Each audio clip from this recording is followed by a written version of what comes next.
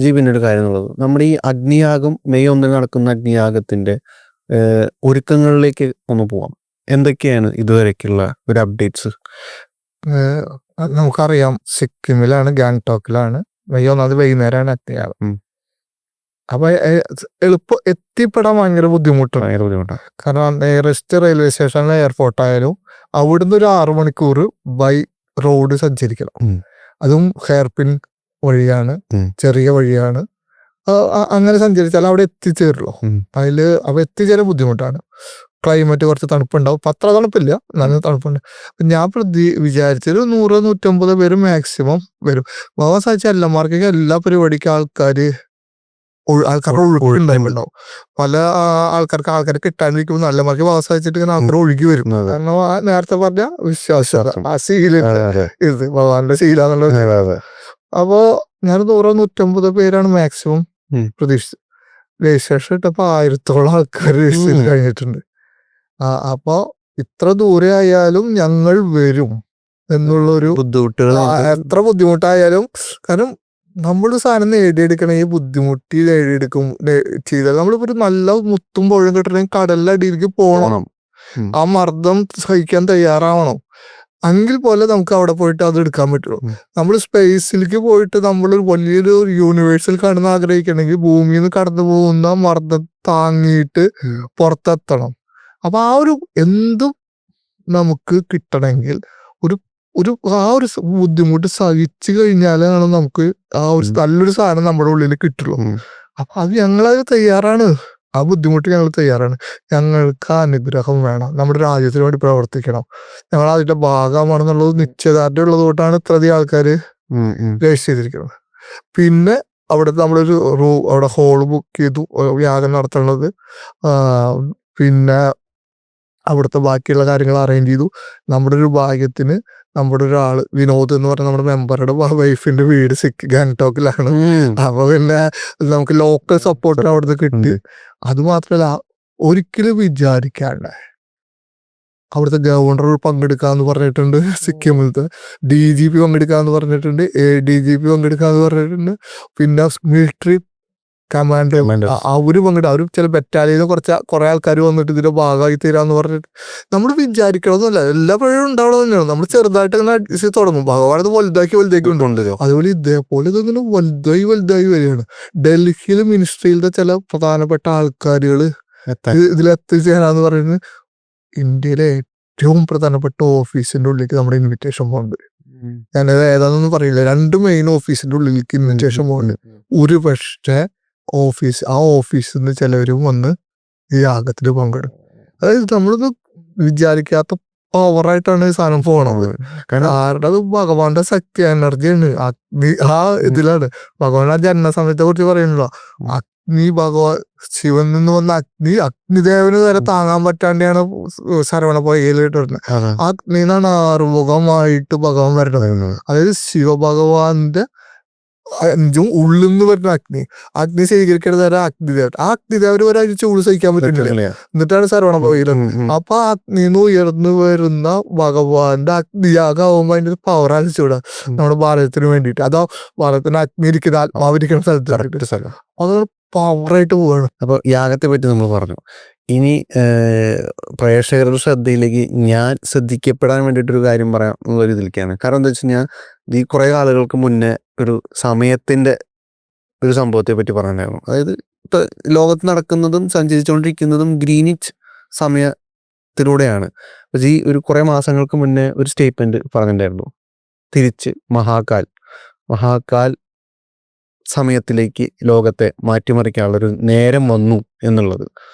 അതിനെപ്പറ്റി നമുക്ക് എന്ത് പറഞ്ഞു കൊടുക്കാം? ശരിക്കും പറഞ്ഞാൽ ഭഗവാന്റെ അനുഗ്രഹത്തില് ഞാൻ പറഞ്ഞല്ലോ, ഓരോ യാഗങ്ങളും ഭഗവാന്റെ സഹായത്തിലാണ് നടക്കണത്. ഓരോ ഡ്യൂട്ടികളും ഭഗവാന്റെ സഹായത്തിലാണ് നടക്കുന്നത്. നമ്മുടെ ആദ്യത്തെ ഡ്യൂട്ടി തന്നെ ഗ്രീനിച്ച് ടൈം സോണില്. നിങ്ങൾ ഒന്ന് ആലോചിച്ച് നോക്കിയേ, ഒരു സ്പിരിച്വൽ ഓർഗനൈസേഷന്റെ ആദ്യത്തെ ഡ്യൂട്ടി. കേരളത്തിൽ ഇരിക്കുന്ന ഒരു സാധാരണ ഒരു വ്യക്തി ആദ്യത്തെ ഡ്യൂട്ടി ഭഗവാൻ പറയുന്നത് എവിടെ അറിയാം? ഇംഗ്ലണ്ടില് ഗ്രീനിച്ച് ടൈം സോണിൽ ഒരു സിംഹാസനം പ്രതിഷ്ഠിക്കാനാ. അതിന്റെ ഡെപ്ത് ആലോചിച്ചാൽ മതി. നമ്മള് നമ്മുടെ വീടിന്റെ അടുത്ത് ഒരു എന്തെങ്കിലും കൊണ്ട് വെക്കുകയല്ല ചെയ്യണത്. അല്ലെങ്കിൽ അപ്പുറത്തെ വീട്ടില്ല, എത്രയോ കിലോമീറ്റർ അകലെ കടക്കുന്ന ഗ്രീനിജ് ടൈം സോണിലുള്ള ഇംഗ്ലണ്ടില് മയൂര സിംഹാസനം പ്രതിഷ്ഠിക്കാനാണ് പറയുന്നത്. ഫസ്റ്റ് ഡ്യൂട്ടി അന്ന് ഞാൻ പറഞ്ഞിട്ടുണ്ട്, ലോകം സഹായിച്ചിട്ട് ഭഗവാന്റെ അനുഗ്രഹത്താല് അദ്ദേഹത്തെ ഡയറക്ഷൻ 0 ടൈം സോൺ ഒരിക്കൽ ഭാരതത്തിലായിരുന്നു. അത് മാറി ഇംഗ്ലണ്ടിലേക്ക് പോയാൽ തിരിച്ചിങ്ങട് വരണം. അതിലാണ് പ്രതിഷ്ഠിച്ചത്. 2018 നമ്മൾ ഇതിനെ കുറിച്ച് ആദ്യത്തെ ഡ്യൂട്ടി ചെയ്തത്. ഇപ്പോൾ നമ്മുടെ പ്രധാനപ്പെട്ട ബഹുമാനപ്പെട്ട ധർമ്മപ്രധാൻ കേന്ദ്രമന്ത്രി അദ്ദേഹം ഒരു പ്രസ്താവന കഴിഞ്ഞ ആഴ്ച ഇറക്കി. GMTന്ന് MSTയിലേക്ക് ടൈം മാറണം. Mahakal standard time. ആ വാക്കും പോട്ടണ്ട. ഗ്രീനിജ് ടൈം സോണിന്ന് മഹാകാൽ സ്റ്റാൻഡേർഡ് ടൈമിലേക്ക് നമ്മുടെ ദൗത്യം മാറണം. നമ്മുടെ അടുത്ത യാഗം അതെ, അടുത്ത യാഗം ടൈമാണ്. അതിനു മുന്നേ സംഭവിക്കുമോ? അതാണ് ഭയങ്കരമായിട്ടുള്ള ഒരു വലിയൊരു സാധനം. നമ്മൾ ആദ്യത്തെ ഡ്യൂട്ടി ചെയ്യുമ്പോ ഗ്രീനിജ് ടൈം സോണിൽ ചെയ്യുന്നു 2018. 2026 വരുമ്പോ GMTക്ക് പകരം MST എന്നുള്ള വാക്ക് ഇന്ത്യ ഗവൺമെന്റിന്റെ ഭാഗത്തുനിന്ന് വരികയാണ്. നമ്മുടെ അടുത്ത് ഈ അഗ്നിയാഗം കഴിഞ്ഞ് നമ്മൾ പോണത് ടൈം ആ യാഗത്തിന് നമ്മൾ ചെയ്യാൻ അതിന് മുമ്പ് ചെയ്യാൻ 2-3 കാര്യം നമ്മൾ ഓൾറെഡി പറഞ്ഞിട്ടുണ്ടായിരുന്നു. ഒരു മുരുകന്റെ അമ്പലം, ഒരു സിംഹാസനം മുരുകന്റെ.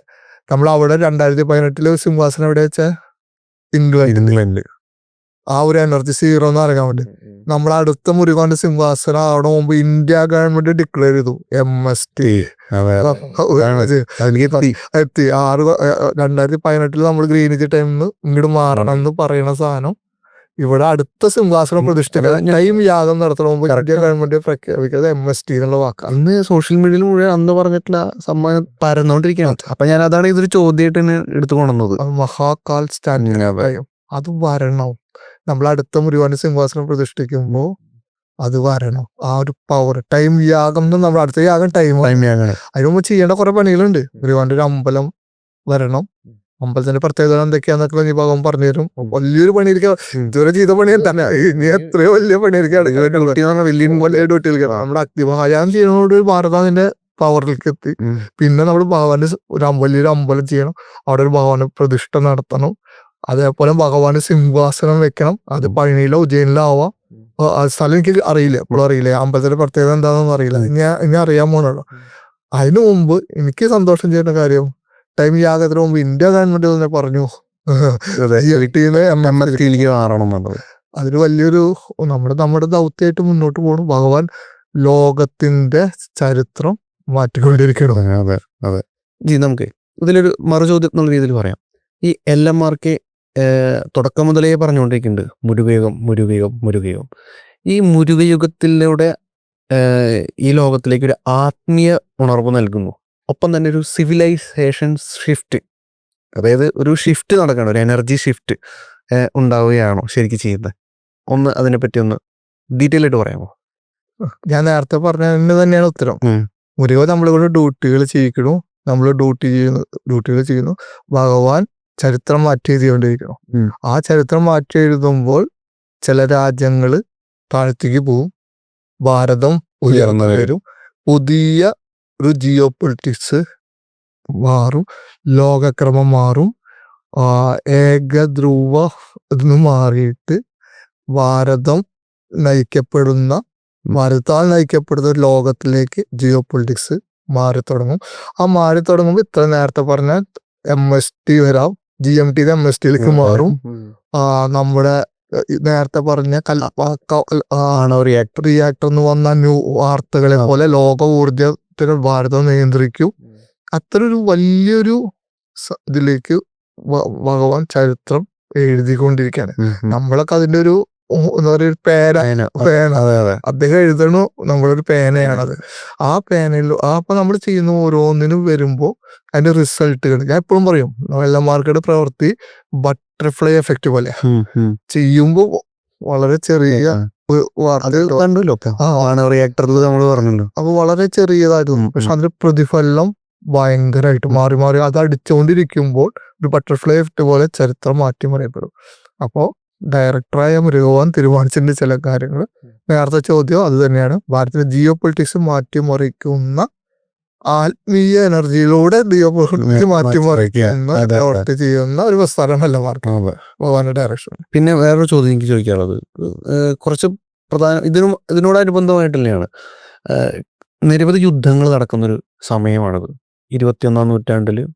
ഇപ്പോൾ അമേരിക്കയുടെ കുറച്ചുള്ള ശക്തിയുമായിട്ടുള്ള ഇടപെടലുകളും ഒക്കെ കൂടിയിട്ട് ഭയങ്കരമായിട്ട് യുദ്ധങ്ങൾ നടത്താണ്. ഭാരതം അല്ലെങ്കിൽ നമ്മൾ അതിനെ ആത്മീയമായിട്ടാണ് നേരിടാൻ ഉദ്ദേശിക്കുന്നത്. അതും തന്നെയാണ് ഇപ്പോൾ ഈ ചോദ്യത്തിലേക്ക് തന്നെ എത്താം. കാരണം എന്താ വെച്ച് കഴിഞ്ഞാൽ മുരുവേഗത്തിലൂടെ ആത്മീയതയുടെ ഒരു സ്പ്രെഡും നടക്കുന്നുണ്ട് ഇവിടെ. ജിയുടെ കാഴ്ചപ്പാടിൽ ഇപ്പോൾ നമ്മൾ ഇവിടെ ഭാരതത്തിലുള്ള നേതാക്കന്മാരായാലും ഇപ്പം ഇതൊരു നമ്മൾ ചെറിയൊരു സംഭവമാണ് ഉദ്ദേശിക്കുന്നത്. ആത്മീയമായിട്ട് ഒരു പ്രാർത്ഥനയിലൂടെ നമ്മളിതിനെ ഈ യുദ്ധങ്ങളില്ലാതെ സമാധാനപരമായിട്ട് ഭാരതം നേരിടുന്നതിനെ എങ്ങനെയാണ് നോക്കിക്കാണുന്നത്? ഇത് ഇപ്പൊ ഭാരതം സൈലന്റ് ആയിരിക്കണത് എന്തുകൊണ്ടാണെന്ന് ഞാൻ പറഞ്ഞു. ഇരിക്കേണ്ടത് ആവശ്യമാണെന്ന് പറഞ്ഞു ഈ ഫസ്റ്റ് വരെ. എപ്പോഴും സൈലന്റ് ആയിട്ട് ഇരിക്കണം എന്നില്ല. അഗ്രസീവ് ആണ്. അഗ്രസീവ് ആയാൽ ലോകം നിയന്ത്രിക്കാൻ പറ്റുള്ളൂ. ലോകം എപ്പോഴും ഒരാളുടെ വോയിസ് കേൾക്കുന്നുണ്ടെങ്കിൽ അയാൾ ശക്തനായിരിക്കണം. അയാൾക്കൊരു സൈനിക ശക്തി ഉണ്ടാവണം. അവന് പേടി ഉണ്ടാവണം. ബ്രിട്ടനെ പേടിച്ചിട്ടാണ് കുറെ കാലം ലോകം നിന്നത്. ഇപ്പൊ അമേരിക്കനെ പേടിക്കുന്നതും ഈ സൈനിക ശക്തി കൊണ്ട് തന്നെയാണ്.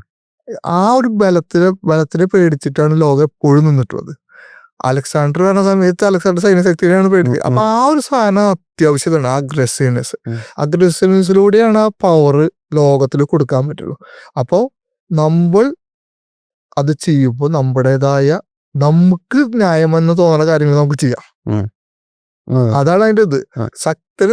ശക്തൻ ചെയ്യണതാണല്ലോ എപ്പോഴും ന്യായം. അത് ലോകത്തില് നമുക്ക് ധാർമ്മികമായിട്ട് ചോദിക്കുകയാണെങ്കിൽ അതിൽ ശരി തെറ്റുകൾ കണ്ടുവരുത്താം. പക്ഷെ ലോകത്ത് എപ്പോഴും ശക്തന്റെ ന്യായത്തിന്റെ കൂടെയാണ് നിൽക്കുള്ളൂ. ശക്തന്റെ ചരിത്രമാണ് ലോകത്തിന്റെ ചരിത്രം. അതാരും ആയിക്കോട്ടെ. അപ്പോ നമ്മൾ ഈ ഭാരതം കൺട്രോൾ ചെയ്യുമ്പോൾ നമ്മൾ ശക്തരാവണം. നമ്മുടെ ന്യായങ്ങൾ ലോകത്തിന്റെ ന്യായങ്ങളായിട്ട് മാറും. അതത്രേ ഉള്ളൂ. ആത്മീയതയും വേണം, രണ്ടും വേണം. ആത്മീയത അഗ്രസീവ്നെസ്സും. ആത്മീയത എന്നുള്ളത് പറയുന്നത് നമ്മുടെ ടൈം. ആ ടൈം ഇപ്പൊ മുരുകയുഗത്തില് ഭഗവാൻ അനുഗ്രഹം ടൈം. അപ്പൊ അതിന്റെ കൂടെ ഇതൊക്കെ നടക്കും.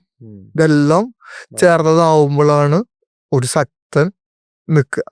ആ ശക്തന്റെ ന്യായം ഭാരതത്തിന്റെ ന്യായം. ഭാരത ശക്തനാകുമ്പോൾ ആ ന്യായം ലോകത്തിന്റെ ന്യായമായിട്ട് മാറും. അത്രേ ഉള്ളൂ. ഇത് രണ്ടും വേണം.